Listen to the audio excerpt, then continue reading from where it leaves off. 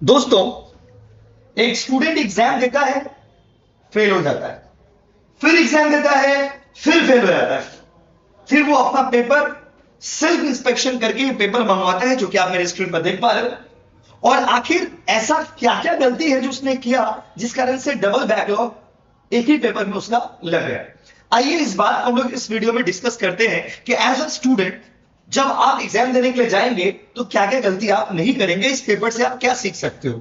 देखिए भाई, सबसे पहला क्वेश्चन जो है ये गलत है, तो इस पेपर में इसको यूनिवर्सिटी वालों ने 0 मार्क्स दिया है और 0 मार्क्स इसमें डिजर्विंग भी है। अब आप बोलोगे सर इतना लिखा तो स्टेप मार्किंग दीजिए। देखिए प्रैक्टिकल पेपर में वैसे नहीं होता है जैसा आप सोच रहे हो कि इतना लिखा तो स्टेप मार्किंग ऐसे नहीं होता है।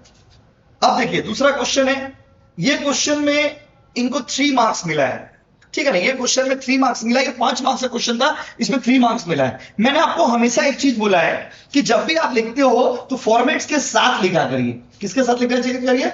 फॉर्मेट्स के साथ लिखा करिए, ठीक है ना। तो भाइयों और बहनों, फॉर्मेट्स को फॉलो किया करिए, फॉर्मेट नहीं फॉलो करेंगे तो मार्क्स कट जाएगा। ऊपर से दूसरा चीज ये है कि आपका थोड़ा सा इसमें गलती भी है, तो इस कारण से इस क्वेश्चन में 3 मार्क्स मिला। तो आप डायरेक्टली ये भी नहीं कह सकते हो कि यूनिवर्सिटी वाले मार्क्स नहीं देते, यहां पर तुमको ऐसा नहीं लग रहा भाई पेपर देख करेंगे, ठीक है। अब देखिए, ये देखिए, ये होल्डिंग कंपनी का सम्स है, इतना बड़ा सम्स बनाया हुआ है। तो इस क्वेश्चन में इस बच्चा ने थोड़ा बहुत सही किया था। तो देखिए इसमें जितना वर्किंग नोट सही, आप इधर देखिए पूरा सम सही नहीं, लेकिन जितना पार्ट सही है, देखिए इसके 1 मार्क्स मिले हैं, इसके 1 मार्क्स मिले हैं, इसके 1 मार्क्स मिले हैं, इसके 1 मार्क्स मिले हैं। तो इससे और ये बाकी तो ये सही नहीं है, तो इसलिए उसको तो ये फॉर्मेट पे 1 मार्क्स मिले हैं। तो 15 मार्क्स का सम्स में सिर्फ 5 मार्क्स मिला है, क्योंकि ये बच्चा कुछ कुछ वर्किंग नोट सही बनाया, बाकी खाली फॉर्मेटिंग पर्पस के लिए बनाया। तो 5 मार्क्स आपको 15 मार्क्स में 5 मार्क्स मिल जाता है। तो भाइयों और बहनों, अगर आप देखो, अगर आप कोई भी सम्स को कर रहे हो, कोई एक भी सम्स अगर आप ठीक से करोगे, अगर आप बड़ा पेपर दे रहे हो जहां पे 15 मार्क्स 20 मार्क्स के सम्स है, तो कोई भी एक सम्स भी अगर आप ठीक से करोगे और थोड़ा बहुत करके भी अटेम्प्ट करोगे तो आपका पास मार्क्स उठ जाएगा। लेकिन बच्चे ने वो भी नहीं किया, इस कारण से इनका पास मार्क्स यहां पर जो है नहीं आ पाया।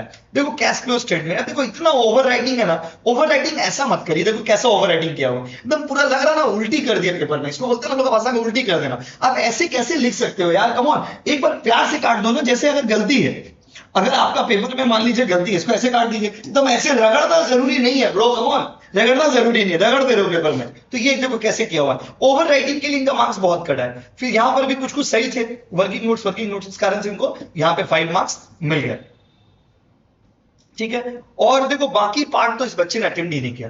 तो इस पेपर से आपको हम क्या क्या बता सकते हैं, सुनिए। सबसे पहले पेपर में ओवर राइटिंग मत करिएगा। दूसरा चीज कि प्रेजेंटेशन सही रखे। तीसरा चीज, अगर आप 3 ही सम्स बनाते हो ना, 3 सम्स बढ़िया से बनाइए। और चौथा चीज, क्वेश्चन छोड़ के मत आइए। अगर आप 3 ही क्वेश्चन बनाए तो 3 क्वेश्चन बढ़िया से बनाइए। और नहीं, देखो इस बच्चे ने, मैं आपको बता सकता हूं, अप्रोक्सीमेटली 25 मार्क्स का, इस बच्चे ने अप्रोक्सीमेटली 25 मार्क्स का पेपर जो है वो छोड़ दिया है। 25 मार्क्स का पेपर इस बच्चे ने नहीं अटेंड किया है। अगर ये वो बाकी के 25 मार्क्स भी अटेंड करते तो आज शायद इनका पास मार्क्स उड़ गया रहता। तो प्लीज पेपर पूरा अटेंड करिए, सिली मिस्टेक्स को ऐसे मत काटिए। तीसरा, जितना ही बनाते हो ना शिद्दत से और सही बनाओ, तभी आपको पार्ट मार्किंग मिलेगा। यू कांट एक्सपेक्ट कि मैंने गलत किया मुझे पार्ट मार्किंग चाहिए, गलत में पार्ट मार्किंग आप एक्सपेक्ट नहीं कर सकते। तो आप कमेंट करके बताइए आपको इस पेपर को देख करके क्या क्या सीखने को मिला, और वीडियो को अपने सारे दोस्तों में शेयर कर देना और सब्सक्राइब कर देना चैनल को, अगर पहली बार इस चैनल पर आए हो तो।